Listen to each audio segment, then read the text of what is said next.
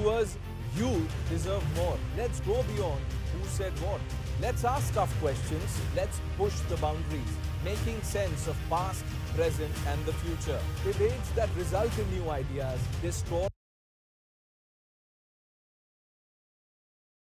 that informs and inspires. Watch me, Pranesh Kumar Roy, on your show, India Upfront.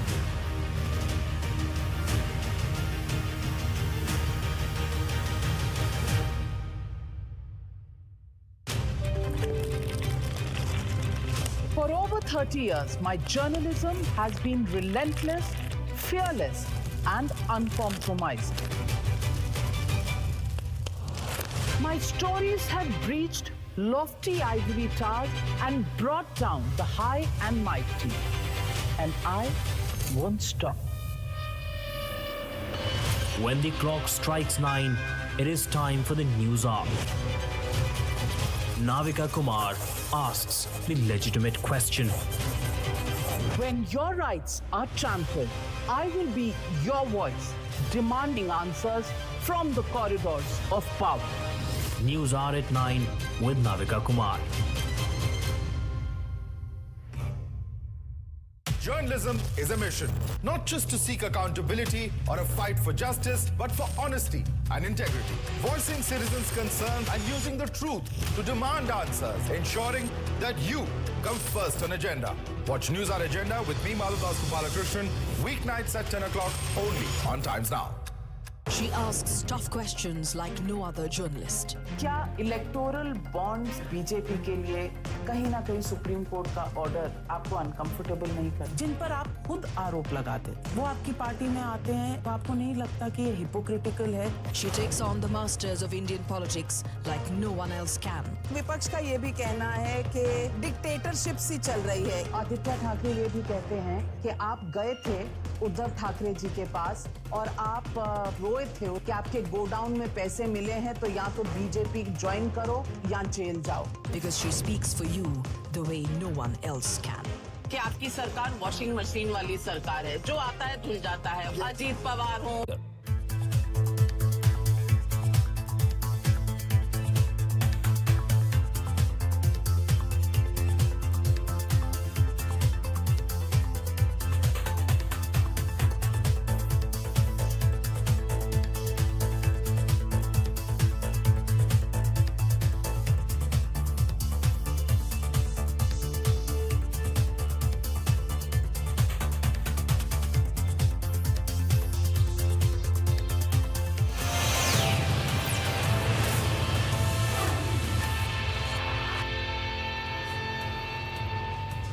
Welcome back to Markets at Noon, and let's connect with our expert on the show today. We are being joined by Seshadri Sen, Head of Research and Strategies at Emkay Global.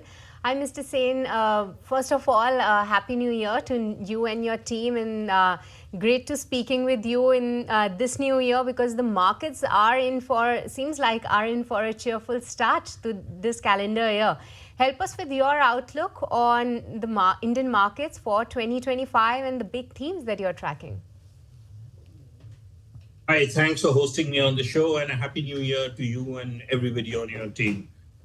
So we are expecting the Indian markets to remain positive for CY25, albeit the returns may be a little more muted, probably in the mid-single digits rather than the teen return that we've been used to.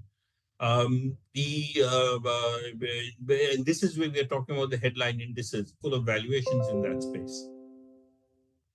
It's easier said than done, because obviously valuations are frothy, but I think the point that you are making, that the Indian markets are being driven by domestic liquidity, and domestic liquidity clearly favors the broader end of the market, is something that does make sense. But I wanted to specifically talk about financials if I can, because that's one segment of the market which has underperformed for the last couple of years.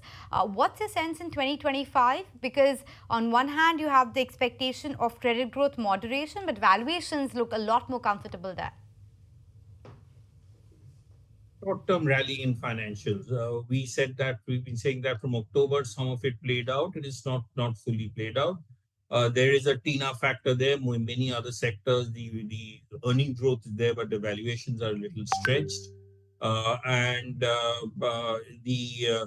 the macro in terms of regulatory policy, uh, if we do see a turn in the liquidity cycle, we haven't seen a decisive turn yet.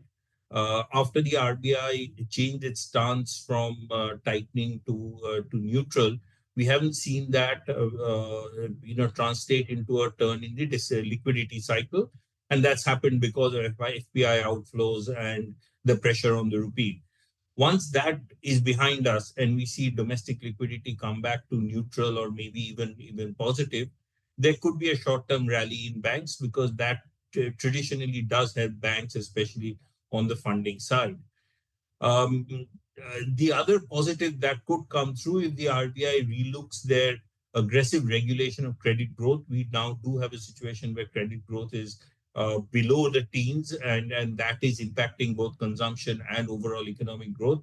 So if some of those are revisited, then there could be a relief rally in the banks. However, from a longer term perspective, from a 1 to 2 year perspective, we continue to be underweight in financials because I think private sector financials have moved to a new normal of lower ROEs and lower growth, and valuations are fully yet to adjust to that new normal. There is still some downside to valuations. So this sort of time correction that we've seen in financials from a longer term perspective could continue for another couple of years. But Mr. Sen, what we are seeing is that yes, indeed, there's been a lot of excitement in the secondary market, but even the primary market. Look at the numbers there. In 2024, the Indian IPO market zoomed to $11.2 billion, and that's almost doubled on a YOY basis. So what's your take for 2025? Do you believe that it's a bit of a frenzy that is being played out in terms of so many issuances and the kind of investor interest, specifically from the retail participants? How do you see this trend? First of all, just looking at the absolute numbers is a little misleading because when looked at in the context of, say, market cap, between 2020 and 2020, India has become a much bigger market. Also, as we've noted in our recent note, we've seen a surge in domestic flows, and we believe that's structural and here to stay and will continue for the next 5 years. So in that context, we don't see the supply and the IPOs that are coming through as a worry. We do think that this will continue, the IPO stream, and that's healthy for the markets because if there's so much flows coming in, it is good that there is some fresh supply into the markets to absorb some of the flows.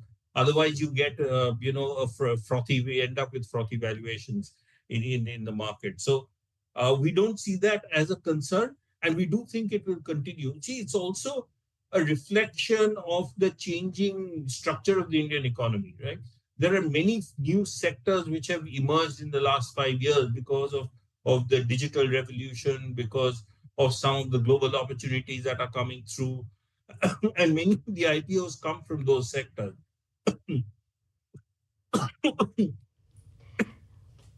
We'll give you some time, perhaps, Seshadri, to help with your throat as well. But you know what? Given the time paucity we have, we'll have to let it go in any case today because there's a lot happening in the markets that needs our attention. We'd love to carry forward this conversation. But thanks, Mr. Sen, for making time and speaking with us. Market looking very good. 24,050. We'll track the further up move or a bit of a let go when